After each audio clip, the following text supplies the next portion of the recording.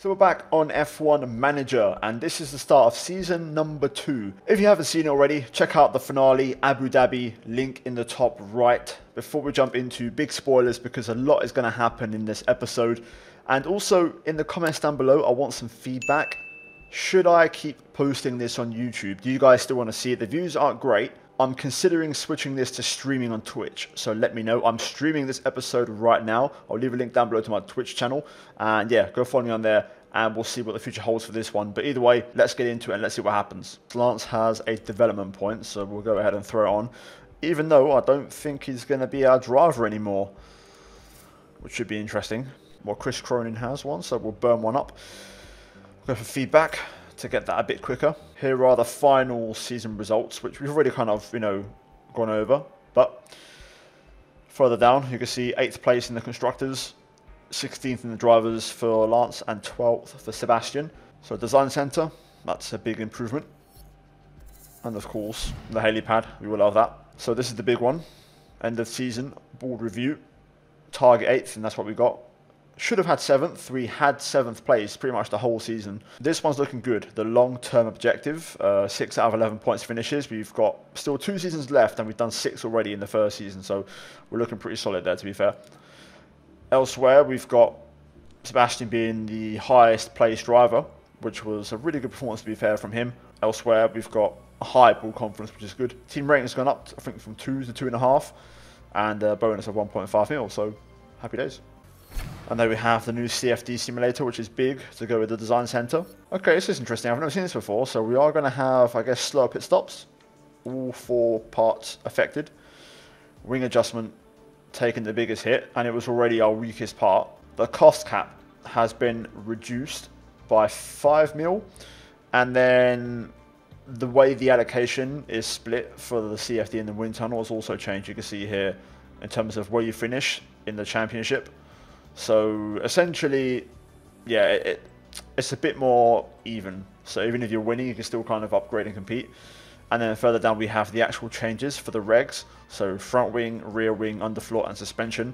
Side pods and I believe chassis are unchanged. So yeah, here are the final values. So we've made some adjustments, some changes for these regulations, and we'll see if our research will help us out. So this is the last one, rear wing research. We've now done all 4 parts that are changing for next season, so that's big.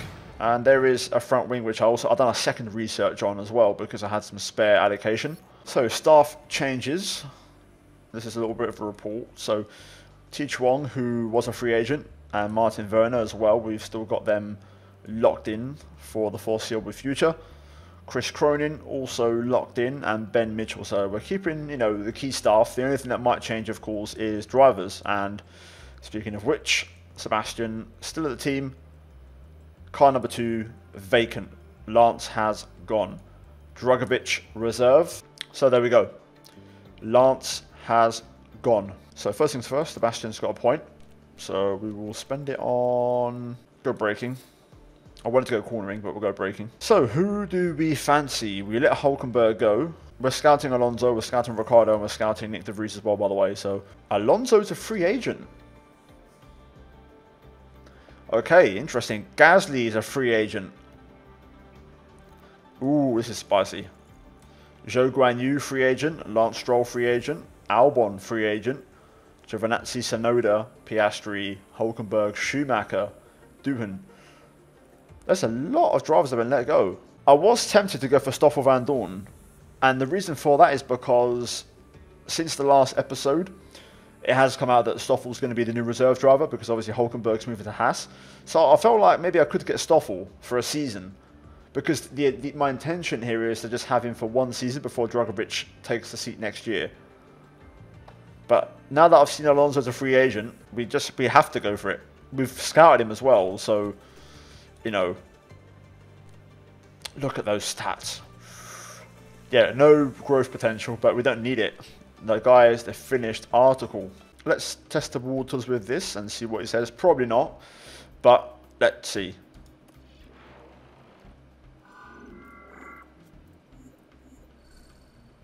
Oh, okay, calm. Cash. Happy days. Doesn't want one season, but he's gone for it. So, dub. Let's go. Alonso and Sebastian Vettel.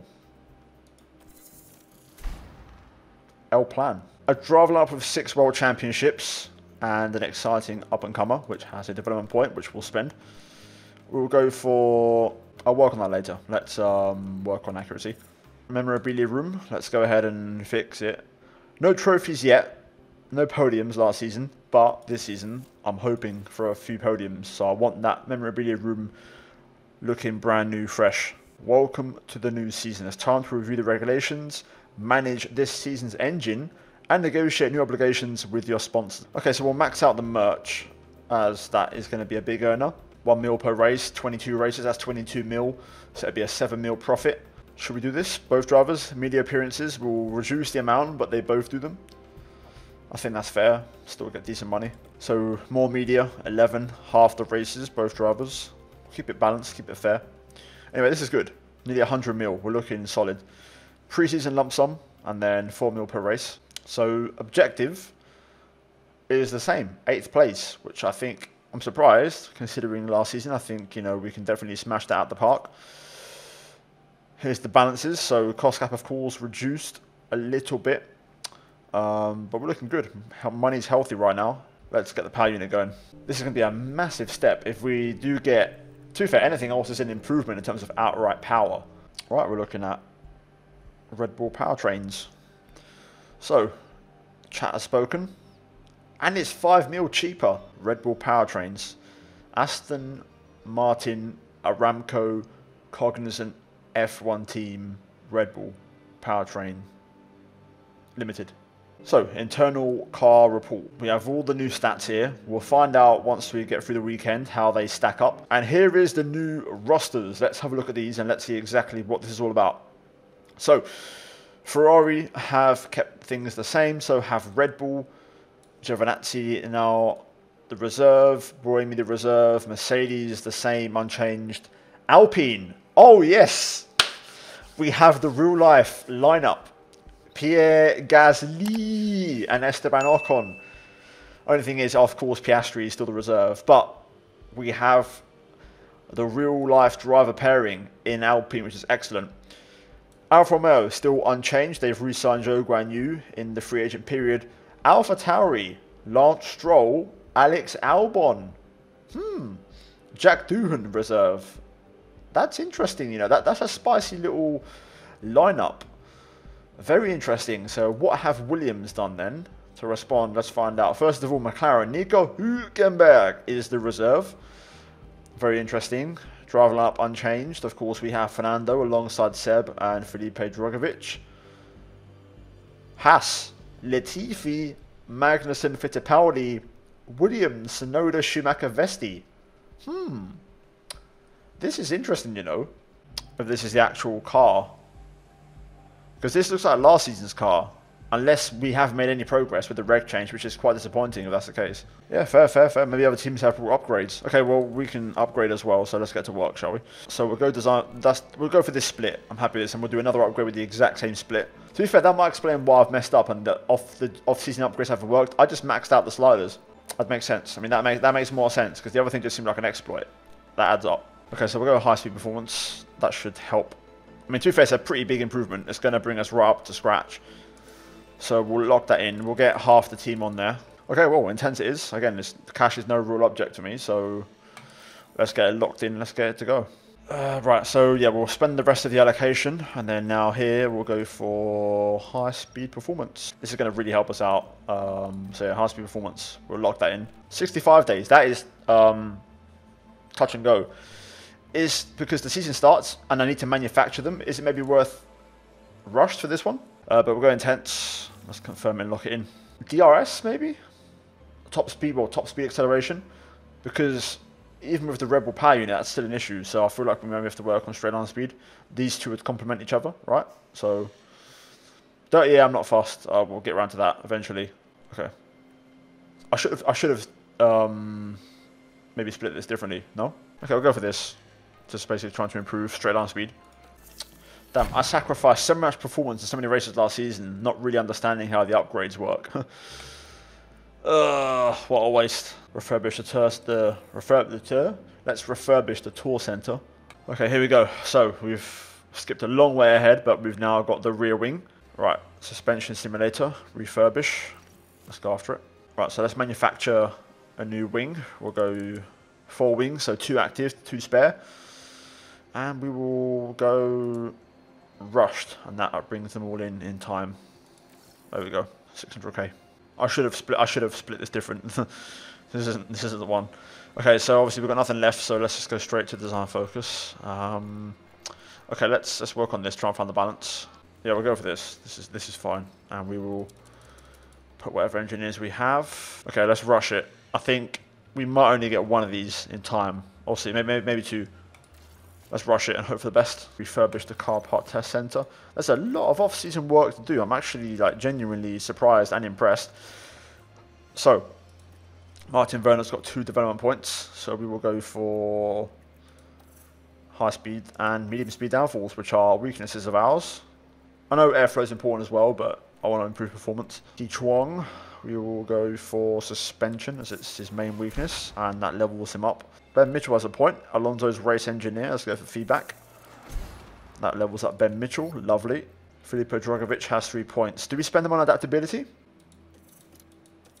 going to spend all 3 of these then on adaptability. So that kind of brings it up to 50 now. It's slightly better. Nando's got a point. Let's burn it. Cornering for Fernando Alonso. And for Sebastian, we will go for cornering as well. 1 more day. And design complete for the front wing. Let's manufacture those. Yep. They will all arrive in time, so we can just rush. Happy days. So, Barcelona. Testing results. Acceleration could be improved. That's one of the things which we're already working on. Hopefully these upgrades help us turn the corner though. We can start the season with a much better car. I don't like seeing the 19th still. That's not good. 15 hours, I think that's fair. So we leave ourselves some allocation for future upgrades.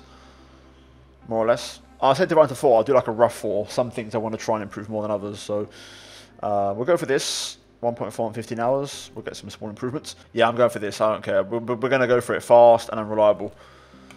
I'm taking it. Only 1 engineer. We might have to just take the L on this one and get this in round 2.